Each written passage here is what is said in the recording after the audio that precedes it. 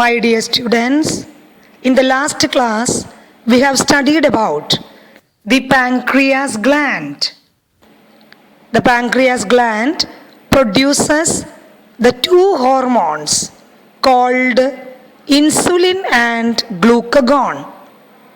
The level of glucose in blood is maintained by the combined action of insulin and glucagon. പ്രിയപ്പെട്ട കുട്ടികളെ, കഴിഞ്ഞ ക്ലാസ്സിൽ pancreas എന്ന ഗ്രന്ഥിയെക്കുറിച്ച് നാം പഠിച്ചു. പാൻക്രിയാസ് ഗ്രന്ഥി ഉൽപ്പാദിപ്പിക്കുന്ന രണ്ട് ഹോർമോണുകളാണ് ഇൻസുലിനും ഗ്ലൂക്കഗോണും.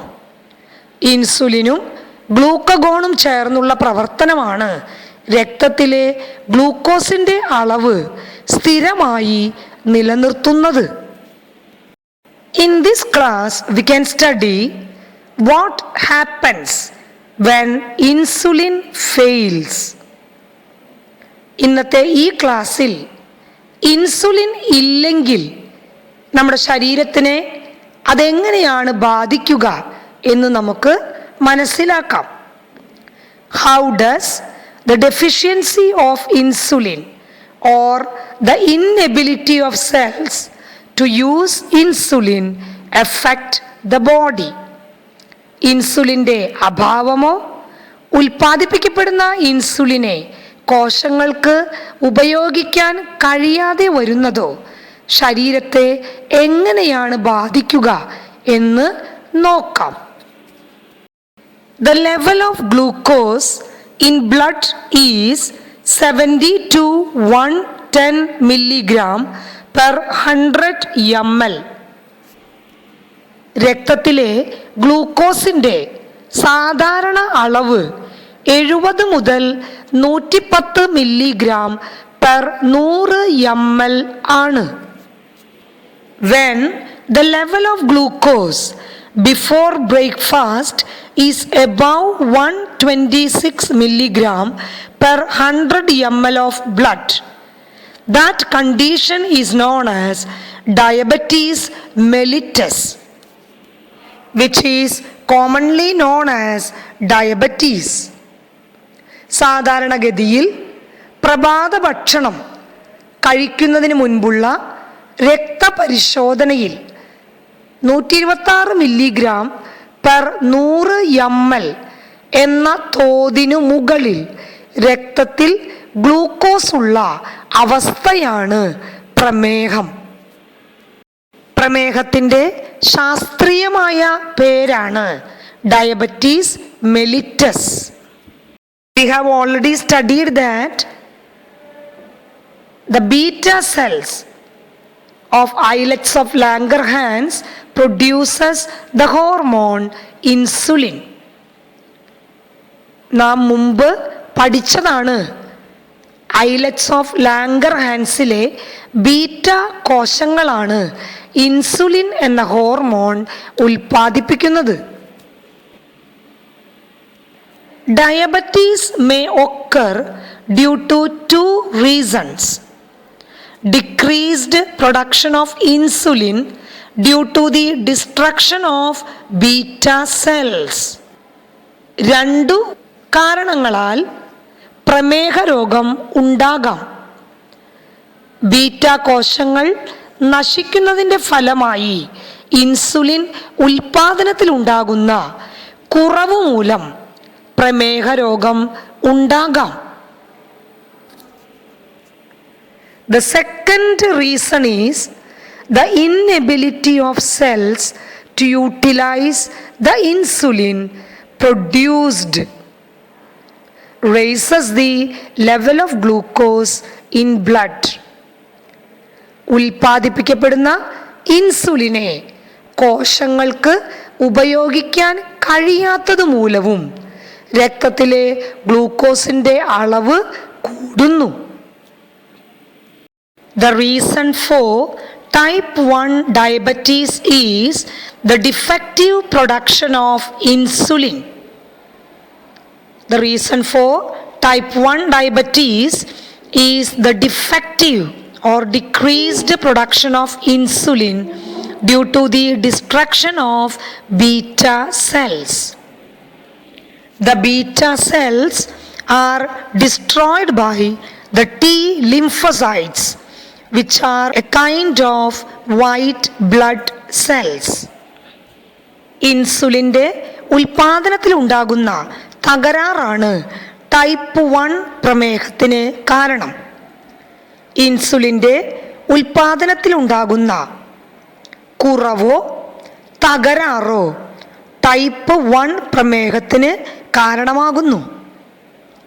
ബീറ്റ കോശങ്ങൾ നശിക്കുന്നതിൻ്റെ ഫലമായിട്ടാണ് ഇൻസുലിൻ ഉൽപാദനത്തിൽ കുറവ് സംഭവിക്കുന്നത്. ശ്വേത രക്താണുക്കളായ ടി ലിംഫസൈറ്റുകൾ പാൻക്രിയാസിലെ ബീറ്റ കോശങ്ങളെ നശിപ്പിക്കുന്നതാണ് ഇതിന് കാരണം. The reason for type 2 diabetes is the inability of target cells to make use of insulin. The reason for type 2 diabetes is the inability of cells. Cells means the target cells to make use of insulin. We have already studied about the target cells. The cells which are acted upon by the hormones are their target cells. So what are target cells? The cells upon which the hormones are acting are called target cells. ലക്ഷ്യകോശങ്ങളെക്കുറിച്ച് നാം മുൻപ് പഠിച്ചിട്ടുണ്ട്. ഹോർമോണുകൾക്ക് പ്രവർത്തിക്കാൻ കഴിയുന്ന കോശങ്ങളെയാണ് ലക്ഷ്യകോശങ്ങൾ എന്ന് വിളിക്കുന്നത്. ഓരോ ഹോർമോണും അത് പ്രവർത്തിക്കുന്ന കോശങ്ങളിൽ മാത്രമേ അതിന് പ്രവർത്തിക്കാൻ കഴിയുകയുള്ളൂ. ഓരോ ഹോർമോണിനും പ്രവർത്തിക്കാൻ കഴിയുന്ന കോശങ്ങളെയാണ് അവയുടെ ലക്ഷ്യകോശങ്ങൾ എന്ന് വിളിക്കുന്നത്. Obesity and gene defects are the reasons for this disease. പൊണ്ണത്തടിയും ജീൻ തകരാറും ഈ രോഗത്തിന് കാരണങ്ങളാണ്. When the glucose level in the blood increases than the normal level, the excess glucose in the blood is expelled through urine. രക്തത്തിൽ ഗ്ലൂക്കോസിൻ്റെ അളവ് സാധാരണ നിലയേക്കാൾ കൂടുമ്പോൾ അധികമുള്ള അല്ലെങ്കിൽ അധികരിച്ച ഗ്ലൂക്കോസിനെ മൂത്രത്തിലൂടെ പുറത്തു കളയുന്നു. Normally, there is no glucose in the urine, but in diabetic patients, the excess glucose in the blood is expelled through urine. സാധാരണഗതിയിൽ മൂത്രത്തിൽ ഗ്ലൂക്കോസിൻ്റെ സാന്നിധ്യം കാണപ്പെടുന്നില്ല. എന്നാൽ പ്രമേഹ രോഗികളിൽ അവരുടെ രക്തത്തിൽ ഗ്ലൂക്കോസിൻ്റെ അളവ് സാധാരണ നിലയേക്കാൾ കൂടുമ്പോൾ അധികമുള്ള ഗ്ലൂക്കോസിനെ മൂത്രത്തിലൂടെ പുറത്തു കളയുന്നു.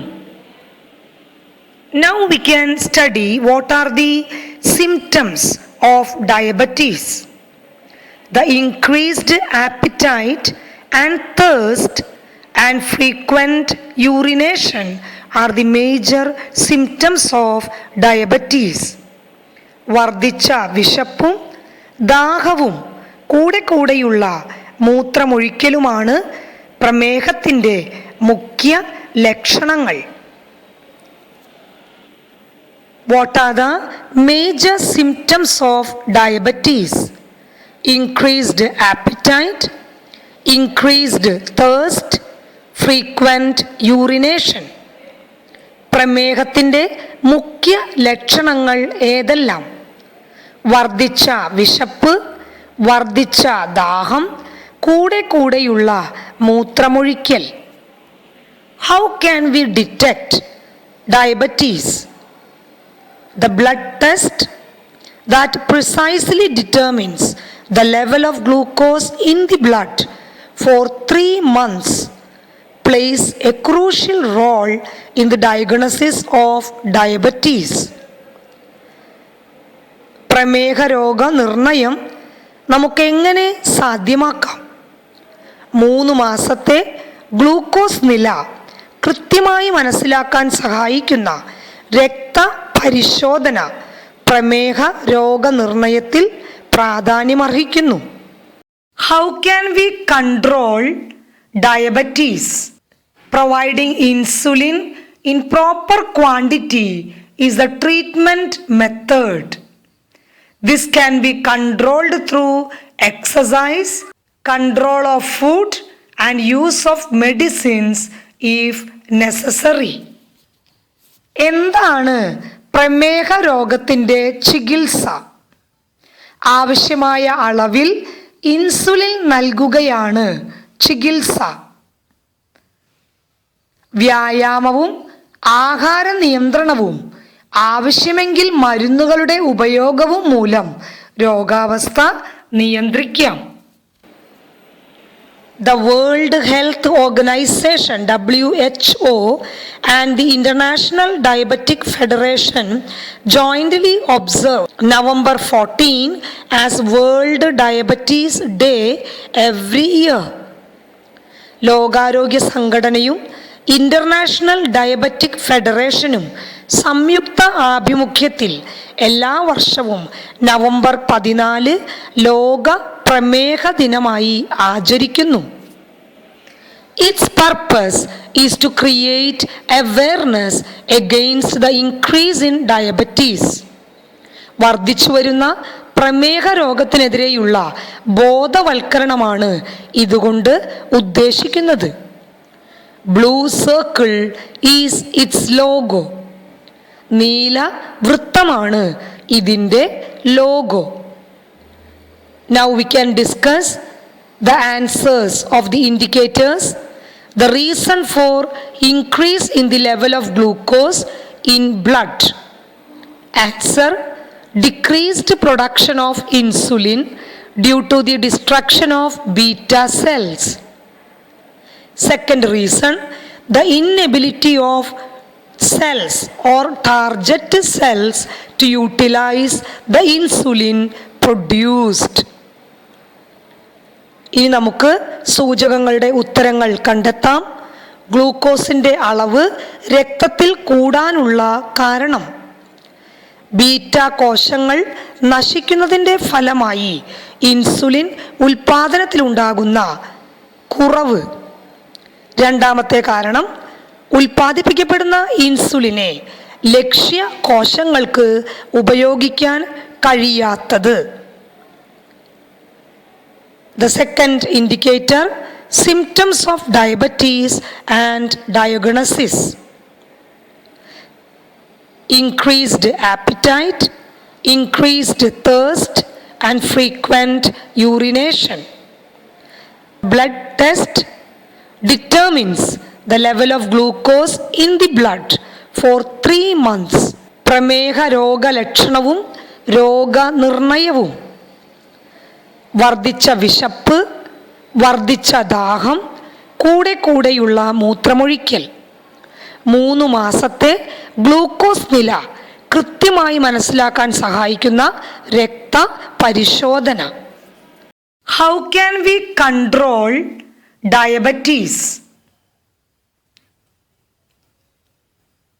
Providing insulin in proper quantity is the treatment method.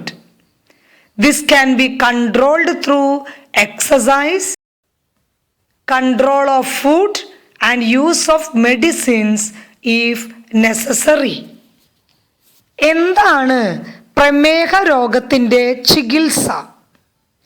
ആവശ്യമായ അളവിൽ ഇൻസുലിൻ നൽകുകയാണ് ചികിത്സ.